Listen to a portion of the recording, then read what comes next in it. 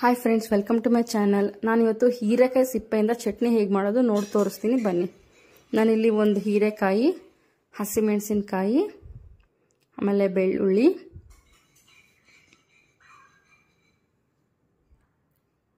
ಆಮೇಲೆ ಟೊಮೆಟೊ ಕಾಯಿ, ಹಣ್ಣು ಬೇಡ ಕಾಯಿ. ನಾನೇನು ಮಾಡಿದ್ದೀನಿ ಅಂದರೆ ಹೀರೆಕಾಯಿನ ಫುಲ್ ಸಿಪ್ಪೆ ತೆಗ್ದಿದ್ದೀನಿ.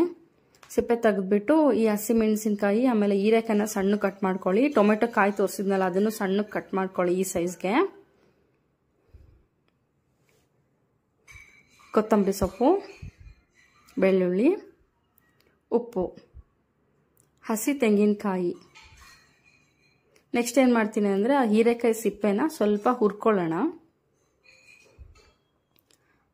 ಅದಕ್ಕೇನೆ ಹಸಿಮೆಣಸಿನಕಾಯಿ ಕೂಡ ಹಾಕ್ಬಿಟ್ಟು ಹುರ್ಕೊಳ್ಳೋಣ,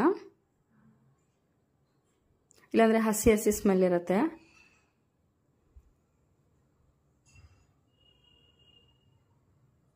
ನೋಡಿ ಆಲ್ಮೋಸ್ಟ್ ಹುರಿದಿದೆ. ನೆಕ್ಸ್ಟ್ ಏನು ಮಾಡೋಣ ಅಂದರೆ ಹೀರೆಕಾಯಿ ಸಣ್ಣಗೆ ಹೆಚ್ಕೊಂಡಿರ್ತೀವಲ್ಲ ಆ ಹೀರೆಕಾಯಿ ಮತ್ತು ಟೊಮೆಟೊ ಕಾಯಿ ಎರಡನ್ನೂ ಹಾಕ್ಬಿಟ್ಟು ಅದನ್ನು ಸ್ವಲ್ಪ ಫ್ರೈ ಮಾಡ್ಕೊಳ್ಳೋಣ.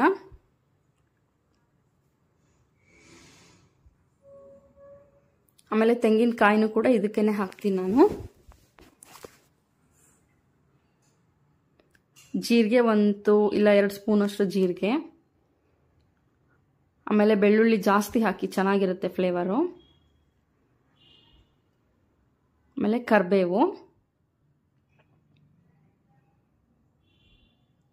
ನೆಕ್ಸ್ಟ್ ಕೊತ್ತಂಬರಿ ಸೊಪ್ಪು ಎಲ್ಲ ಲೈಟಾಗಿ ಸ್ವಲ್ಪ ಬಿಸಿ ಮಾಡಿಕೊಂಡ್ರೆ ಟೇಸ್ಟ್ ಚೆನ್ನಾಗಿರುತ್ತೆ. ಆಮೇಲೆ ಸ್ವಲ್ಪ ಎಣ್ಣೆ ಹಾಕ್ತಾ ಇದ್ದೀನಿ, 1.5-2 ಸ್ಪೂನ್ ಅಷ್ಟು ಎಣ್ಣೆ. ಚೆನ್ನಾಗಿ ಇನ್ನೊಂದು ಸ್ವಲ್ಪ ಮಿಕ್ಸ್ ಮಾಡಿಕೊಂಡು ಫ್ರೈ ಮಾಡ್ಕೊಳ್ಳಿ. ನೋಡಿ ಈ ಥರ ಫ್ರೈ ಆಯಿತು. ಸೊ ನೆಕ್ಸ್ಟ್ ಏನು ಮಾಡೋಣ ಅಂದರೆ ಅದೆಲ್ಲದನ್ನು ಮಿಕ್ಸಿ ಜಾರ್ಗೆ ಹಾಕೊಂಡ್ಬಿಟ್ಟು ರುಬ್ಕೊಳ್ಳೋಣ.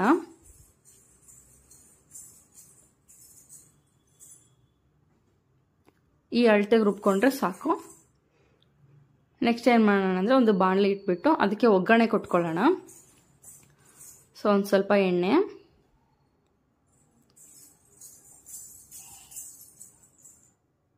ಎಣ್ಣೆ ಕಾದಿದ ನಂತರ ನಾನಿಲ್ಲಿ ಸಾಸಿವೆ ಹಾಕ್ತಾ ಇದ್ದೀನಿ. ಸಾಸಿವೆ ಸಿಡ್ದಿದ್ದಾದ್ಮೇಲೆ ಉದ್ದಿನಬೇಳೆ ಹಾಕ್ತಾ ಇದ್ದೀನಿ. ಉದ್ದಿನಬೇಳೆ ಆದಮೇಲೆ ಸ್ವಲ್ಪ ಕರಿಬೇವು ಮತ್ತು ಒಣ ಮೆಣಸಿನ್ಕಾಯಿ, ಬಾಡಿಗೆ ಮೆಣಸಿನ್ಕಾಯಿ ಹಾಕ್ತಾ ಇದ್ದೀನಿ. ಅದನ್ನು ಹಾಕ್ಬಿಟ್ಟು ಸ್ವಲ್ಪ ಗೂರಾಡ್ಕೊಂಡು ನೆಕ್ಸ್ಟ್ ನಾವೇನು ರುಬ್ಬಿಟ್ಕೊಂಡಿರ್ತೀವಲ್ಲ ಹೀರೆಕಾಯಿನ ಅದನ್ನು ಹಾಕ್ಬಿಟ್ಟು ಮಿಕ್ಸ್ ಮಾಡ್ಕೊಳ್ಳೋಣ. ಸೊ ಮಿಕ್ಸ್ ಮಾಡ್ಕೊಂಡ್ಮೇಲೆ ನಮಗೆ ಹೀರೆಕಾಯಿ ಸಿಪ್ಪೆಯಿಂದ ಮಾಡಿರೋ ಚಟ್ನಿ ರೆಡಿ ಟು ಈಟ್. ಇದು ತುಂಬ ಚೆನ್ನಾಗಿರುತ್ತೆ ಚಪಾತಿಗೆ, ಅಕ್ಕಿ ರೊಟ್ಟಿಗೆ, ಆಮೇಲೆ ಬಿಸಿ ಬಿಸಿ ಅನ್ನಕ್ಕೆ ತುಪ್ಪ ಹಾಕೊಂಡು ಕಲ್ಸ್ಕೊಂಡು ತಿನ್ನೋಕೆ ತುಂಬ ಚೆನ್ನಾಗಿರುತ್ತೆ. ಮನೇಲಿ ಟ್ರೈ ಮಾಡಿ.